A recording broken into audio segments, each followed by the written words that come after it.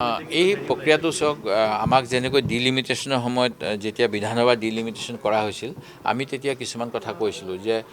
ৰহা সমষ্টিটো চু মাৰি গৈ নগাঁও সমষ্টি পাৰ কৰি বৰহমপুৰৰ লগত সংলগ্ন কৰা হৈছে মাজত যেতিয়া নগাঁও থাকি গৈছে একে ধৰণৰ ঘটনা কিছুমান হৈ আছে সংবিধানৰ যিটো অনুচ্ছেদ 243 বা অন্যান্য আছে এই গোটেইবিলাকত খুব স্পষ্টভাৱে লিখা আছিল যে আমি যিখিনি কৰিব লাগে ডিলিমিটেশ্যন ৰাইজৰ সুবিধাৰ কাৰণে ৰাইজৰ সহায় হোৱাকৈ কিন্তু এতিয়া দেখা গ'ল যে অসম চৰকাৰে সেই আইনখন বা সাংবিধানিক যিখিনি কথা সেই গোটেইখিনি ভৰিৰে মোহাৰি পেলাইছে আৰু তাৰ পৰিৱৰ্তে তেখেতসকলে নিজৰ ইচ্ছামতে যিকোনো কাম কৰিব গৈছে আৰু তাৰ ফলত কোনোবা এটা জিলা পৰিষদ সমষ্টিত যদি ৭০,০০০ ভোটাৰ আছে কোনোবা এটাত ২০,০০০ আছে এতিয়া আমাৰ দুৰ্ভাগ্যজনকভাৱে বুলিয়ে মই ক'ম যে ৰাজনৈতিকভাৱে কিছুমান মানুহ অসমত বিশেষভাৱে সচেতন আৰু মই সচেতনতা দেখিছোঁ মৰিগাঁও জিলাৰ কিছুমান মানুহৰ মাজত কাছাৰৰ কিছুমান মানুহৰ মাজত আৰু হাইলাকান্দি জিলাৰ মানুহৰ মাজত তেখেতসকলে কিছুমান আবেদন দিছে গুৱাহাটী উচ্চ ন্যায়ালয়ত কিন্তু আমাৰ যি শিৱসাগৰ জিলাৰ ৰুদ্ৰসাগৰ সমষ্টিৰ ৫ নম্বৰ ৱাৰ্ডত প্ৰায় ৪,০০০ ভোটাৰ থৈছে মোৰ সমষ্টিত ঐতিহাসিক পিয়লি ফুকন গাঁও পঞ্চায়ত গোটেই পঞ্চায়তখনত ৩,৫০০ৰো ভোটাৰ আছে নে নাই সন্দেহ এতিয়া 10টা ৱাৰ্ডৰ মাজত মোক ৩,৫০০ মানুহ দিছে আৰু কাষতে থকা ৰুদ্ৰসাগৰ শিৱসাগৰ জিলাৰ সেই পঞ্চায়তৰ এটা ৱাৰ্ডত ৪,০০০ মানুহ থৈছে এতিয়া আপোনালোকে কওক যে ৪,০০০ মানুহৰ মাজত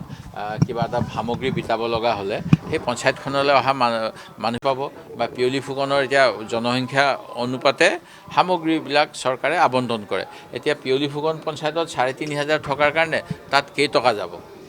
এই এনেকুৱা ধৰণৰ বৈষম্যবিলাক যিবিলাক কৰিছে সেইবিলাকৰ বিষয়ে গুৱাহাটী উচ্চ ন্যায়ালয়ত কেইবাজনো অধিবক্তাই খুব ভাল যুক্তি দেখাই আছে আমাৰ মাননীয় মুখ্যমন্ত্ৰী মহোদয়ে নিজকে কি বুলি ক'ম মানে সকলোখিনি অধিকাৰীতে মানে মহাপ্ৰভুৰ নিচিনা বুলি ভাবে কিজানি সেইকাৰণে তেখেতেই কয় ইমান তাৰিখে নিৰ্বাচন হ'ব ইমান তাৰিখে নিৰ্বাচন ঘোষণা কৰে যোৱাকালি এটা ডাঙৰ কাম কৰিছে যে এতিয়ালৈকে নিৰ্বাচন হ'ব পাৰিব বুলি হাইকোৰ্টে কোৱা নাই নিৰ্বাচন সম্পৰ্কীয় জাননী দিবলৈ মনা কৰিছে তাৰ মাজতো তেওঁলোকে নিৰ্বাচন হ'লে এইখিনি নিৰ্বাচনী বিধি লাগিব বুলি এখন কাগজ প্ৰেৰণ কৰিছে এইবিলাক কিয় কৰিব লাগে মই চৰকাৰখনৰ অকণমান মানে সকলোৰে প্ৰতি যিটো সন্মান দেখাব লাগে আইনসংগতভাৱে হাইকোৰ্টৰ প্ৰতি আইনসংগতভাৱে বিধায়িনীসকলৰ প্ৰতি আইনসংগতভাৱে কাৰ্যপালিকাটোৱেই সৰ্বোচ্চ বুলি মুখ্যমন্ত্ৰী মহোদয়ে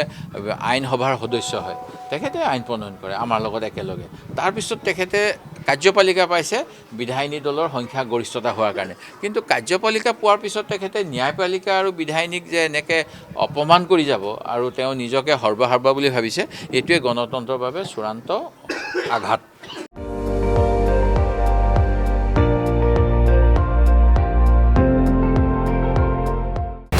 আপুনি চাই আছে ND24